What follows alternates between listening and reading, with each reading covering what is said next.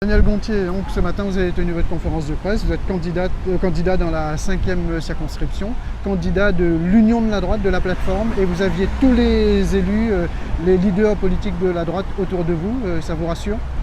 C'est un challenge. J'ai souhaité partir dans la 5e circonscription unis, puisque je rencontre régulièrement les électeurs et ils nous disent « Soyez unis, vous porterez plus fortement le projet du territoire ».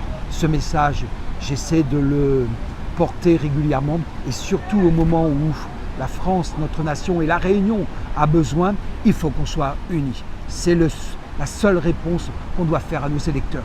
Donc vous êtes candidat de la plateforme de la droite, Objectif Réunion, les Républicains et UDI. Vous vous présentez avec votre suppléante Viviane Payette-Benhamida, qui est conseillère départementale et adjointe à la mairie de Saint-André, auprès de Jean-Paul Virapoulé. Quel est selon vous l'enjeu de ces élections législatives? L'enjeu, c'est d'abord le territoire, la population du territoire, le besoin du territoire, le retard du territoire, quel que soit l'emploi, les nouvelles technologies, les transports, la santé, et c'est aussi la mise en valeur de la nature. Donc, dans le cadre des biotechnologies, que ce soit aussi sur l'agroalimentaire, que ce soit sur le renforcement de la filière canne et de la diversification. L'Est est une terre d'innovation.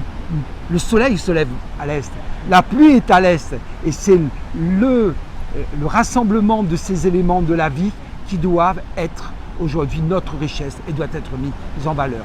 Pour qu'il y ait plus d'emplois, qu'il y ait plus d'innovation et que notre habitant de l'Est soit fier de là où il vit, parce qu'il peut avoir des revenus, il peut aussi faire de l'innovation. Et surtout, je le disais, il peut avoir accès à la culture.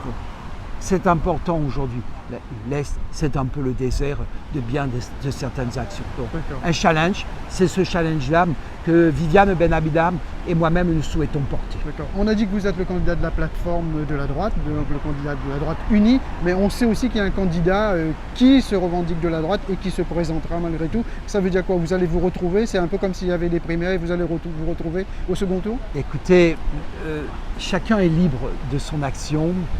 Écoutez, je pense ce candidat, c'est Jean-Luc July. Hein, je l'entends, j'ai compris que je suis de ceux qui disent aujourd'hui, nous le retrouverons au deuxième tour, si chacun... Moi, je suis plutôt pour une liberté. Il y a de la discussion, ce Julie veut y aller. Écoutez, il est libre d'y aller, je respecte son choix.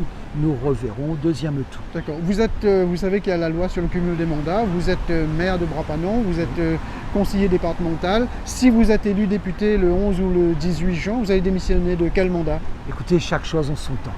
Je pense qu'aujourd'hui, vous devinez que pour moi élu, il m'a fallu du temps. Vous serez obligé de démissionner de votre mandat de maire? Oh non. Oui, enfin.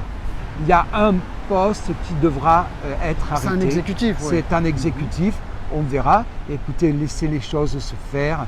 Je vous reparlerai de cela au moment voulu.